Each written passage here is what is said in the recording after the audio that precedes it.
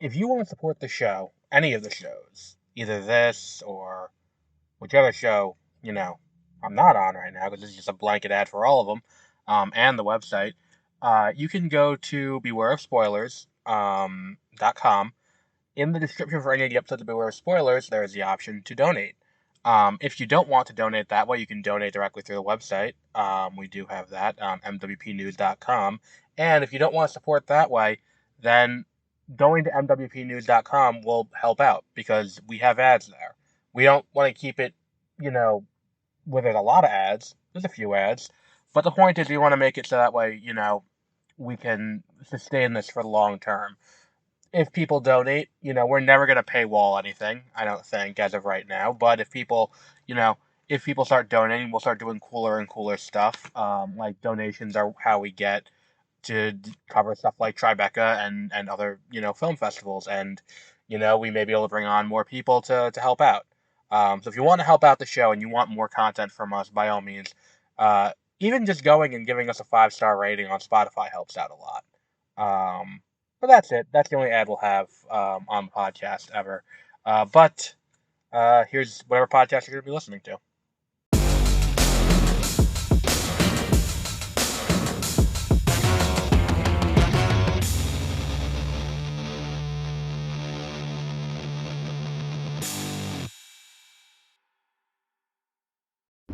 Good morning and welcome to Beware of Spoilers. I am Adam on this Wednesday morning. We're here today to talk about The Acolyte. And I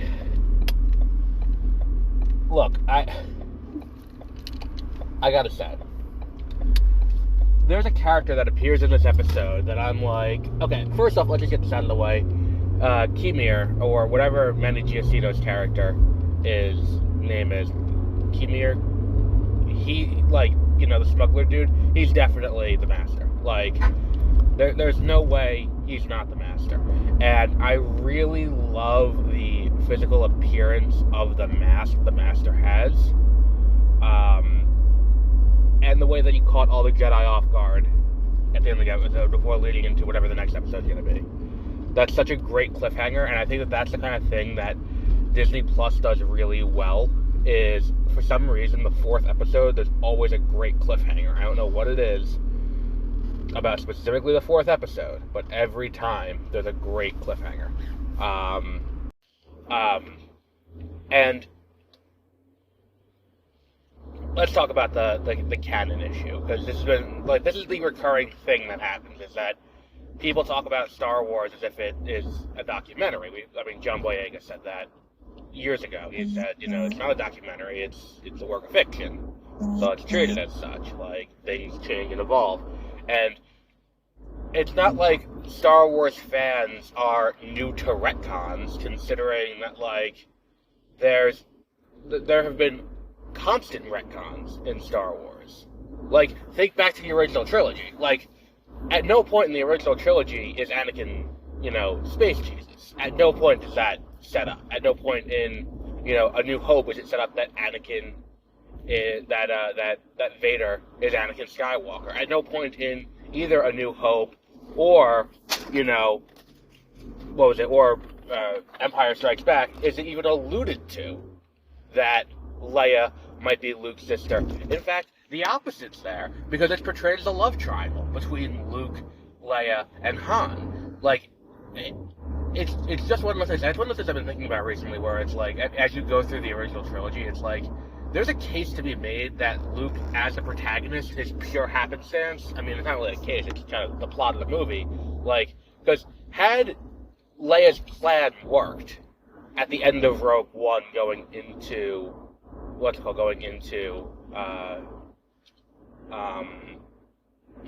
New Hope, Luke's not involved in that plan at all. It's just, let's get Ben, let's fuck off and go. I think there's a non-zero chance that Ben's just alright, it's been 19 years, and there's an urgency to this. I don't have time to sit here and convince Luke to come with me, so let's just fuck off to Alderaan, or fuck off to Yavin.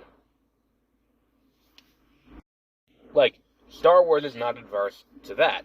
On top of the fact that kind of the things that they've done so far here don't feel as retcon-y as some of the other things. Like, obviously, midichlorians is more retcon-y than anything that's happened in this show. Because it's never implied that Anakin is the first, Immaculate Force conception. And even so, he's not an Immaculate Force conception. Palpatine does it. Palpatine's the one who does it. So to say that, like, there was this other group, like, centuries prior who did the same thing, it's like, okay, that makes sense. And we talked about this last week, where it's like Palpatine would have, been out studying the occult and the esoteric uses of the dark side, and not just done, whatever the typical use of the dark side is. So it makes sense that that's something that he would be very interested in, especially if his lineage comes from this, where the lineage of the Sith involves these Night Sisters who have that power. I just would rather we didn't have as much of the Night Sisters near constantly.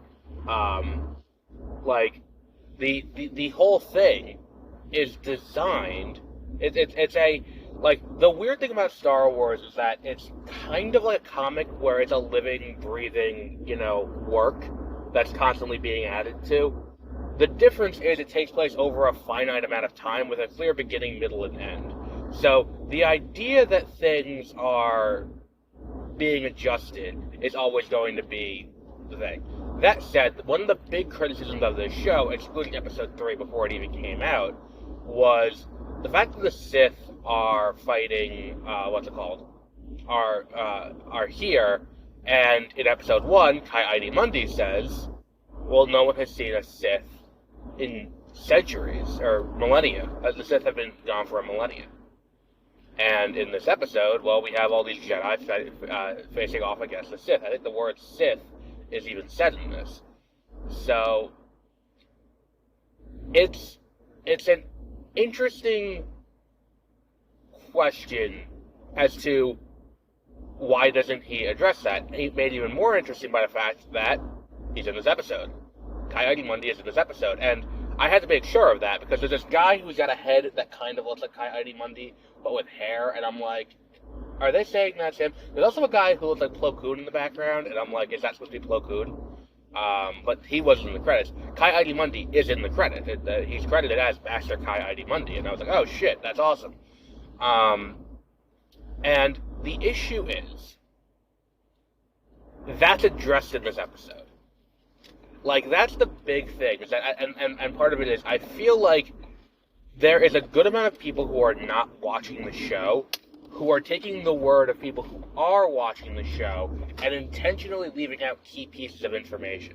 So today, that's going to be the big talking point, is that it's like, oh, look, Ki-Adi-Mundi was there, and he didn't, and then here he is 100 years later saying, here's the thing. This meeting that they're in, with Renestra Rowe and Master Su, and, all these other Jedi, this is not a meeting of the Jedi Council, the High Council. This is just a meeting of masters. And Renestra Rowe very clearly lays out, not just here, but earlier in the show too, back in episode 1, that it is a problem if it comes out that the Jedi are facing an adversary who is either A, because they don't know who the Master is either A, a former Jedi gone rogue and is now killing people, or is trained by, the dark side in some way. This is a problem for the Jedi's political enemies. And what we're seeing here is this show, The Acolyte, is designed to be the tail end of the High Republic leading into the Skywalker saga. Not directly or immediately, like you're not going to have this episode, like this show's not going to end with and here's Palpatine artificially inseminating Shmi and being, well, I don't think that's what it's going to end off. I think that what this is this is the beginning of the Jedi starting to make bad decisions to hold on to their own power. There's a great line, and I think it's Dooku Jedi Lost, where Dooku talks about the problems that he has with the Jedi when he decides to leave. And of course we know deciding to leave means joining Sidious and the Trade Federation. But when he decides to leave, it is because the Jedi have become too obsessed with maintaining their own power They don't care about fixing the wrongs of the galaxy or making sure there's true galactic peace and happiness for all. All they care about is maintaining their power. Which is why when you get to the prequels, you have, like, you know, when you get into Phantom Menace, let's talk about Phantom Menace for a minute. Like, Obi-Wan and Qui-Gon and Padme come across this, you know, this planet where slavery is plentiful. And they sit, they eat, and they have to get off the planet. They don't go back to Tatooine and try and free anyone. They're just like, okay, there's slavery here, and slavery is illegal in the galaxy, but we're just going to turn a blind eye to it here. We're not going to address this problem because we have bigger fish to fry. And that's kind of what it is. The Jedi have gone, by the time this happens, from an idyllic, like, you know, this is what we're doing, like, to make everyone's lives better, to just, we're going to maintain the status quo for the institution of power that is the Republic. Which is what makes it so easy for them to be taken down by Palpatine then. Because then what happens is, as they're doing that, it becomes easy for them to be like, oh, well, they're not actually doing what's best for everyone, they were doing what's best for them. And it creates an interesting situation that I kind of understand, that, like, I get. And putting Ki-Adi-Mundi in that room is absolutely genius. Because no one else in that room, except for if that is Plo Koon, is there, and Plo Koon I don't think was on the council in episode 1, but I don't remember specifically though, but Plo Koon is, you know, he sees that. And him being privy to this, and seeing, we can't let the enemies of the Jedi know what's going on, and by being honest and upfront about this, it makes sense then that 150 or 100 years later, I think it's 100 or 200 years later, when we get to, you know, the Phantom Menace, he's still keeping up the charade.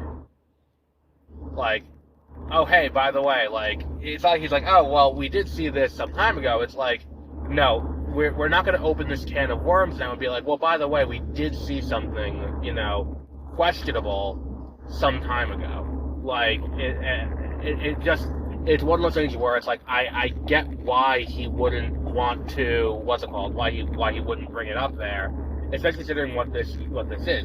And then when you take this into the broader context of what the High Republic is, like, the High Republic, for those who aren't reading the books, which I would assume is a lot of people, is the story of the Republic trying to integrate the galaxy into one cohesive galaxy by expanding into the trade route, expanding into, like, the Outer Rim, and having the Outer Rim fall into, you know, what the Jedi and the Republic see is a good way to have things going.